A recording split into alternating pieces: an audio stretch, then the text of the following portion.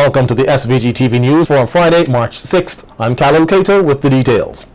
6 women were honored here today by the Ministry of National Mobilization, Social Development and Gender Affairs for their staunch contribution to women's development. The 6 women are retired community activist Anesta Rodney, first female police superintendent Senelia Francis, farmer and entrepreneur Nesta Bilingi, cooperative development officer and farmer Nayoka Abbott, Valsina Ash for her contribution to politics and business, and Mavis Small for nursing. The event, which also coincides with a panel discussion on the topic Make It Happen, highlighting the achievements of women, was a pre-celebratory initiative by the ministry to commemorate International Women's Day coming up on Sunday, March 8th. Minister of National Mobilization Frederick Stevenson said it is important to celebrate the various ways in which women have made a contribution to the society. He, however, noted that men must also help in the building up of women instead of tearing them down. He highlighted that the government is also making strides with the reading of the first domestic violence bill in Parliament. Let us all, as Vincentian women and men, make it happen positively. Less crimes committed, development continues, positive role models and lifestyles adopted, care for the sick and the shut-in, the young and the elderly. Ending gender-based violence, which includes domestic violence, must become a story of the past. Whatever we plan for the future, let us make it happen positively. Meanwhile, President of the National Council of Women, Beverly Richards, also reiterated the need for men to play an integral role in the upliftment of women. She noted that while women must ensure that they become empowered and carry themselves with dignity, males must also be included to accelerate the process. To our male counterparts, you are a part of the equation, and we are willing and ready to work with you. To you, the young women and girls, take pride in yourself. Do not let anyone trample your dignity. Do not take your education for granted. Watch what you upload on the social media sites. It will come back to haunt you. We have a chance to make it happen. Build on the lot that has been achieved. Let us recharge our batteries to continue the fight. March 8th will make 104 years since the United Nations has initiated International Women's Day. A warning is being sounded to persons who break the law on social media networking sites. In an interview with SVG-TV News, Commissioner of Police Michael Charles says users of social media who are engaged in the use of profanity will be investigated and prosecuted.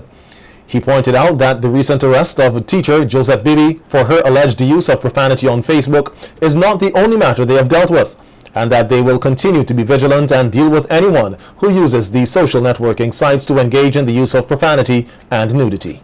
You don't seldom hear about people being taken into custody with regards to putting things on Facebook, WhatsApp, what have you. Because I will say this is somewhat a high profile case. So it is out there, but other persons were taken in custody with regards to this, and well, let this be a lesson for people who want to go on Facebook and use obscene publication. Put it out there. Let this be a lesson so that let them know that the police are onto them, and these things have to stop. Not only for obscene publication in terms of indecent languages, but the type of nudity that we see going on from time to time on Facebook and even on WhatsApp. Let this be a lesson. We have to start somewhere, right? And this is not the beginning. We're just continuing. A 2-day workshop aimed at improving the efficacy and accountability of procurement management within the health sector wrapped up here earlier today. Permanent Secretary in the Ministry of Health, Wellness and the Environment, Louis Deschong, says healthcare organizations throughout the world are taking a very hard look at procurement and logistics practices in a bid to address inefficiencies. He further adds that leaders and administrators are recognizing that maintaining high standards while making healthcare more affordable is quite a challenge. Inventory management, ladies and gentlemen, is of extreme importance to the operations of any organization. It encompasses all the activities which ensure that appropriate levels of inventory are in place at the right time to satisfy specific demands. In our ministry, we concentrate our efforts on improving the delivery of health care, and we recognize that inventory management is indeed pivotal to the effective and efficient operation of our health facilities, given that medical and non-medical items and equipment have to be stored for later use. Deshong says the principal goal of inventory management is to balance the conflicting economics of overstocking. Tying up capital in an attempt to guard against imminent challenges such as storage space, spoilage, pilferage, and obsolescence. One of the ingredients then of good health delivery is the availability of good quality material, whether it is disposable, reusable, or consumable. Ladies and gentlemen, our central medical stores is one of the most extensively used facilities throughout the national health sector, and it is also one of the areas where a large amount of money is spent. This emphasizes the need for proper planning, designing, and organizing the facility in a manner which would result in efficient clinical and administrative services. SVG's ambassador to Chile, Andreas Wickham, recently presented his letters of credence to the president of that country. Ambassador Wickham is the first non-resident ambassador to be accredited to the South American country since diplomatic relations were established on August 16, 1990. Over the subsequent 24 years, both SVG and Chile have cooperated on a number of areas of mutual interest, such as education and health. To this end, a bilateral scientific and technical cooperation agreement was concluded between both sides in 2012. Presently, negotiations are said to be taking place between both countries to finalize an air transportation agreement, which would enhance air travel and further opportunities in terms of investments. Dr. Cecil Cyrus shares how he achieved his childhood dream in a new autobiography. We've got more stories on the local scene when the SVG-TV news continues.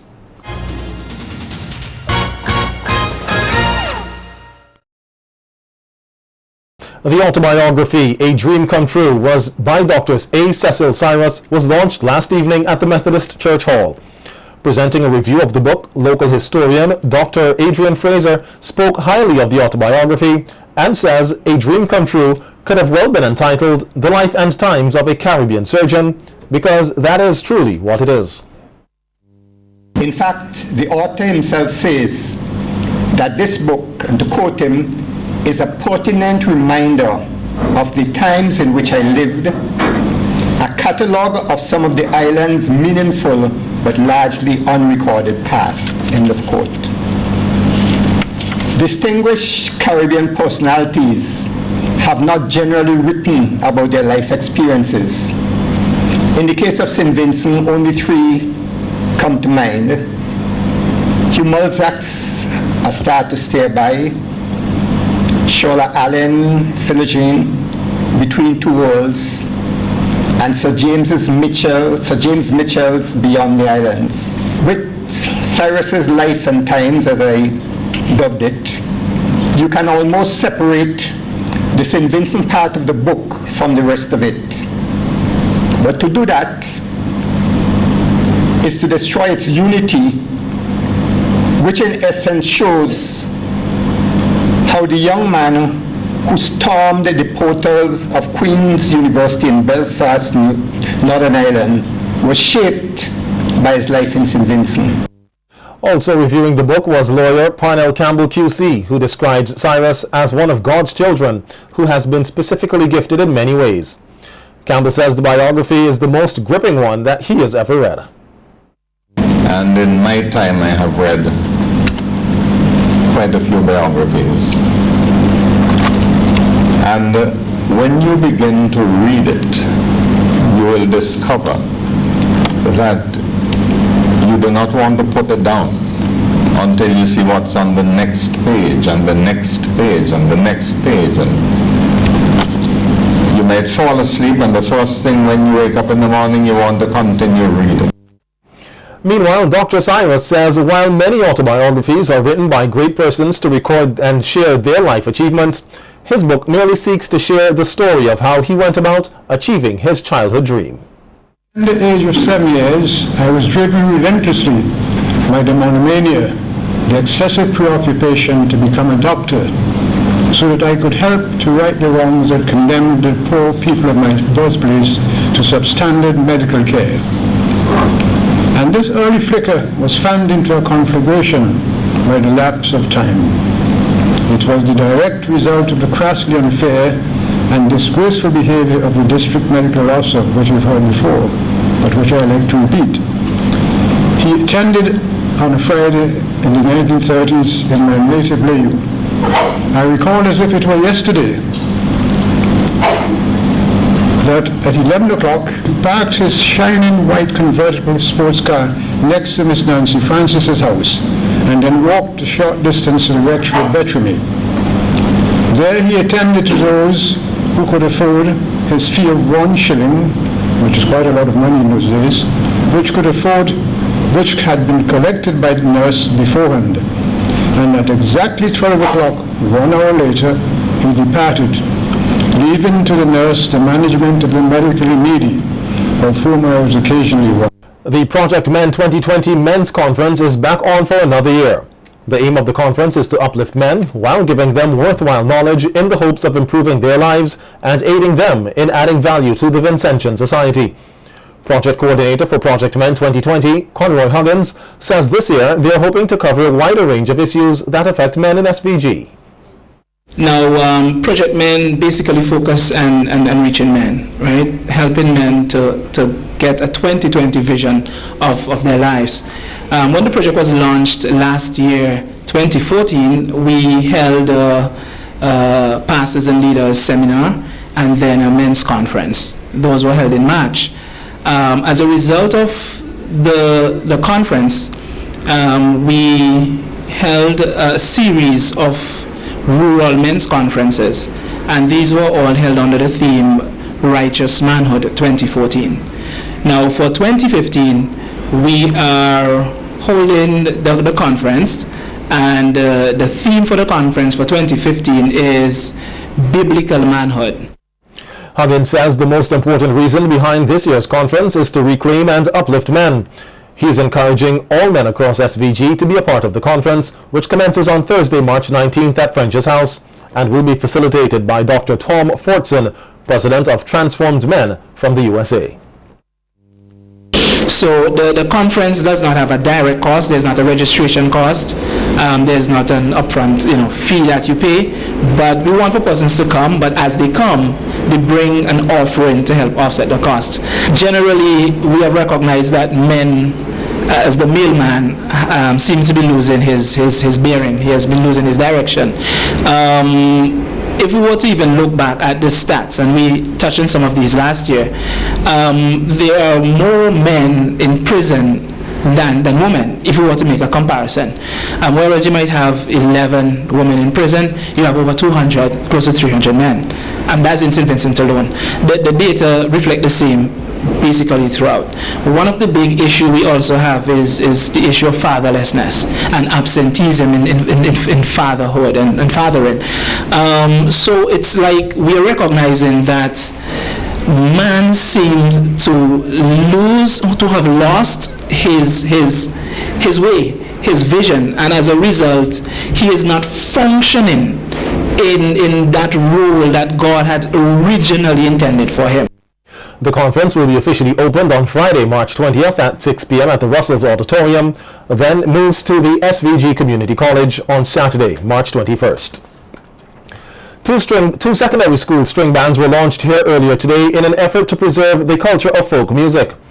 The string bands have been established at the North Union and St. Martin's secondary schools. Speaking at the launching ceremony, Education Officer responsible for the development of music, Dexter Backus, says the ministry thought that by creating these bands, the younger generation will become more knowledgeable about their culture and further develop an appreciation for the art form. We are known as folk or string bands. At present, there are a handful of string bands that are still active in St. Vincent and the Grenadines. We One of the major problems is that there is no or little training done which will ensure continuation of such an important Vincentian institution.